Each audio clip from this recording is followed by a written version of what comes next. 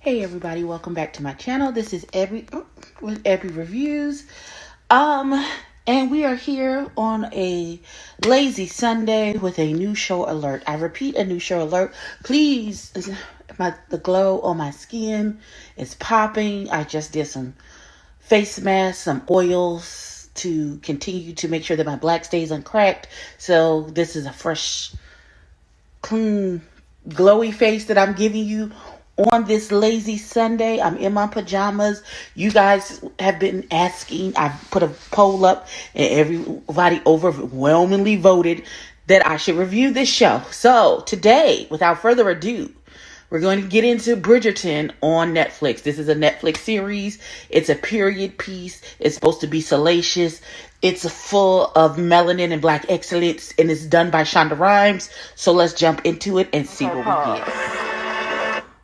So everybody's getting ready to go to some damn ball because the season is opening, and this is 18 whatever year it is, and so everybody's getting ready, and the Bridgerton family is all trying to get everybody in the carriage, and the mama comes out and she says to the brother, whose name is Benedict, "Where's your brother? He's the oldest son." He's like, if he wants to be called Lord Bridgerton, he actually has to act like Lord Bridgerton. He just can't be missing action.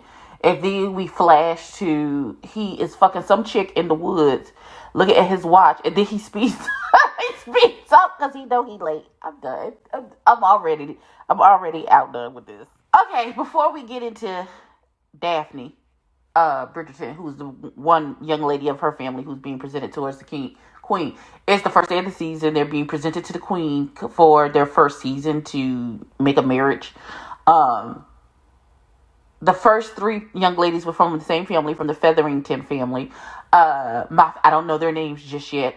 I know my favorite is the plump one. I'm not real happy with the mama because she made that oldest girl cinch that goddamn corset so tight that she passed out in front of the queen. And I could swear the queen is black. Now, y'all tell me if I'm tripping. Maybe she looks different in different lighting, but she don't look white in this whole situation. But let's see what Miss Daphne got going on, because I feel like she's supposed to be the Cinderella of this whole situation. Oh my God. Pause. So there's the queen. There's something going on with the queen. I don't know. Maybe she's just super tan and I'm just projecting. But I feel like she... Okay, so she walks. Daphne comes and she bends down in front of her. And the queen gets off of her throne, pulls the little girl up so she can see her eye to eye, and she says flawless and kisses her on the forehead, which I guess is a seal of approval from the queen. So, yay, she passed the test, I guess. I guess. Yeah, her face is cracked. Hold on. Okay, so we're at the Featherton house. So Lady Whistledale, okay, let me start here. Lady Whistledale has put out this paper where she's telling everybody business, and she calling people by name. So ain't no blind items. No, if you can guess who it is, then you know what it is. No, she calling people by name.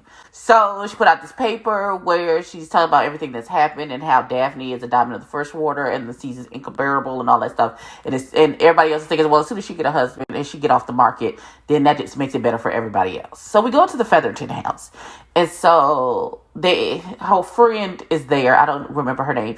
And she, of course, is the shady friend. And she's shading her about the fact that baby girl passed out in front of the queen. And the Penelope, who is the BBW sister, is saying, Mama, I don't have to do this season. Like, I can sit out one season. Like, we just don't have to. And her mama she's really like, I can just continue my studies. I don't have to. This doesn't have to be a thing that happens. And she's like, oh no, you gonna do this season. You're not gonna be nervous. She's like, I'm not nervous. I just don't want to do this shit. But she then talks about how she has to foster another young lady. She's a distant cousin of her husband's. And she's like, oh, we have to be charitable to the poor. She's a poor thing. She doesn't have anybody, female relatives, blah, blah, blah, blah, blah. And she's talking down about the little girl. She just says, I hope she looks okay because, she don't have a big dowry. And now she got to depend on us to get her through the season. And so she comes in and she's this gorgeous, she looks mixed, black girl with big curly hair. She's stunning. And of course Penelope, who is the kind, sweet one, because them two raggedy ass sisters was making fun of her weight, says, "Oh my gosh, she's beautiful." And mama, so I feel like the only ally this girl is gonna have in the house is Penelope. The mama's face was cracked. And I just want to input now before this show really gets started. I feel like Penelope got a boo on the low and she just not saying nothing to nobody. But we'll see. Okay, so the black people have made an appearance. So the young man shows up at the house, and he's at Lady Danbury's house, and she's like, "My most sincere condolences on the death of your father." And he was like, "Thank you so much." She's like, "I don't know why, because you hated the man." I am assuming that is her husband. Her newly deceased husband is Lord Danbury, who is also this young man's father, and that's his stepmama, because it doesn't feel like this is a mama and son for real relationship. So she said she is throwing a ball at her house this evening, and he was like, "Well, I just came to deal with my late father's affairs. Please accept my regrets." She's like, "Your regrets are denied. Bring your ass and leave your flask at home, sir. Thank you. Most undignified." That's such a mama move. Damn. That's the very reason I'm here. So Daphne gets to the Danbury ball. All the men is sniffing after her like wolves. Shout out to the 1850 version of "Thank You Next" by Ariana Grande, because it slaps in any form that you put it in. So the one guy comes up, Lord Ambrose comes up to try and get on her dance card, and her brother embarrasses the fuck out of this man. Talk about, "I haven't seen you at our club. Does it have anything to do with the unpaid balance that you left on the betting books?" Ooh. You ain't have to crack that man's face like that. You didn't have to do that. Although, so what is wrong with this brother, and why is he cock blocking everybody? Like, ain't nobody can get to the sister. He fucking anybody he wanna fuck, but can't nobody get next to the sister. And now all the men is at the Featherington house trying to get to the distant cousin. Chill. I know there's one of them daughters better scoop up the leftovers. I know that.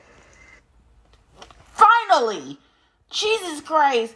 So, Mama Bridgerton and Daphne went to the opera, and they met with Lady Danbury, and Lady Danbury was with the Queen at the time, and the Queen was like, "I remember you, Daphne, even though you impressed me, though it was fleeting, because nobody's coming to see her. They all going to see baby girl, the distant cousin, at the Featherton house."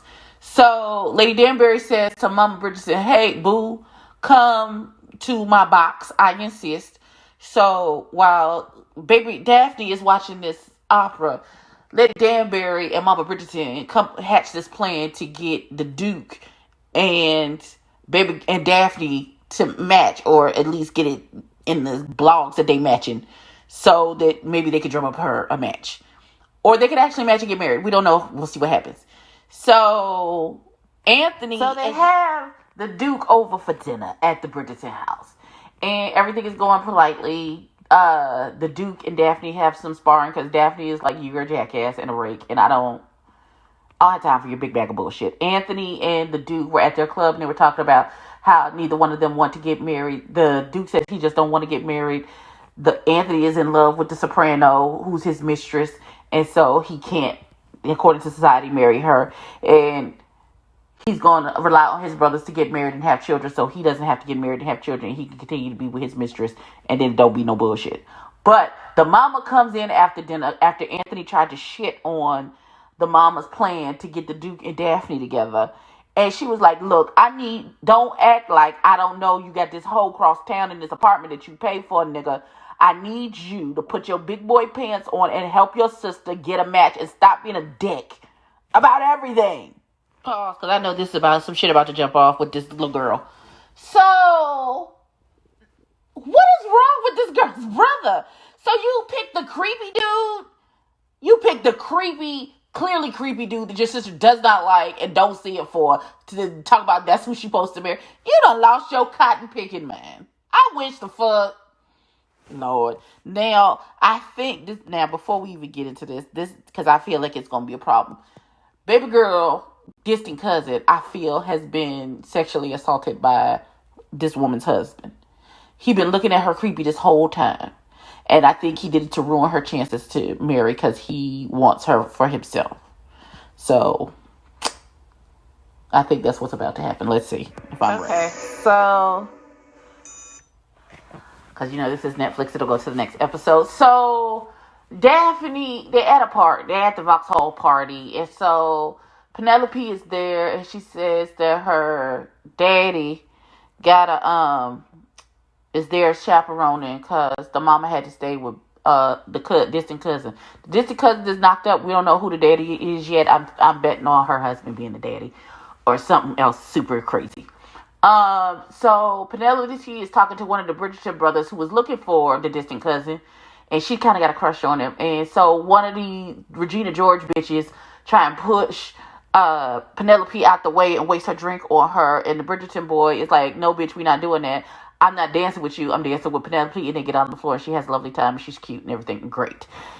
Oh, God. So Daphne is pissed at her. So Anthony, the oldest Bridgerton boy who is full of shit and keeps fucking it up for everybody, tells his sister, you gonna marry Lord Burbrook. And she's like, you done lost your motherfucking mind. I'm not marrying that fool. And she runs off and she's angry.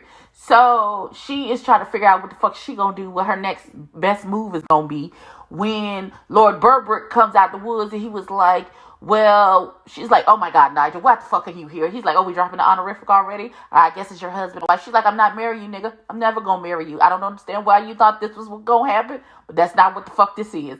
And he tries to beast up on her, and she pops him one and knocks him slam the fuck out.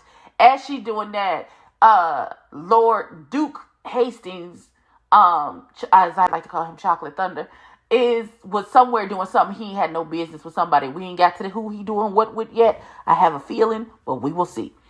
So he comes running around the corner because he heard the commotion. He came to save baby girl, and he didn't need to because baby girl knocked that nigga the fuck out. And so they have a conversation over his prone body about what they gonna do, because she got to save her reputation and he got to save his, because Lady Whistledown is provoking people to try and capture this man in marriage, and he don't want to have it, and she don't want to marry Lord Burbrook. So they come up with a plan that they gonna have an entanglement, a public entanglement, like they madly in love, to get everybody off their backs. So they come in hand, and they get on the dance floor and they do a dance. And everybody's like, oh my God. And then Lady Whistledown writes about it in his paper, and that's how it goes off. Let's get into my final thoughts. So I'm just going to say that I enjoyed this very first episode of Bridgerton. I have read 200 to 300 historical romance novels in my lifetime, maybe 400 to 500. I don't know. You could probably go to my Kindle right now and find 100 to 150 period piece romance novel books. Those used to be my favorite. So this is like my active imagination coming to life on a TV show. So I am here for this. I am here for the twists and turns and whatever's going to happen. I'm going to do this once a week because this show is kind of long and I want to take the time. So I am designating Sunday as Bridgerton Sunday. This will be the only show that I review on a Sunday. I'm going to get into all the minutiae of this show. I am thoroughly enjoying it. If you like it, jump down in the comments. Let's talk about this first episode. What you think will happen? Who is baby girl pregnant by? Do you think this charade, this entanglement of sorts with the Duke and Daphne is going to work?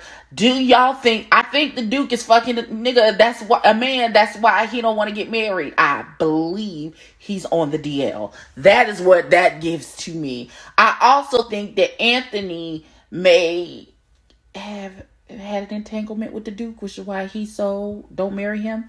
But don't quote me on that. I also think that he's being stupid.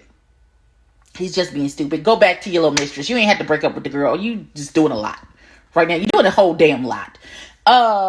Also, it's a lot happening. I'm here for Penelope and the other Bridgerton brother falling in love. I'm here for that. I'm here for that storyline altogether. But we will see. Please like, comment, and subscribe. Tell a friend to tell a kin. Okay, let me try this one more time. Please, sirs and ma'am, like, comment, and subscribe. Tell a friend to tell a kin. And I will catch you in the next one. Peace.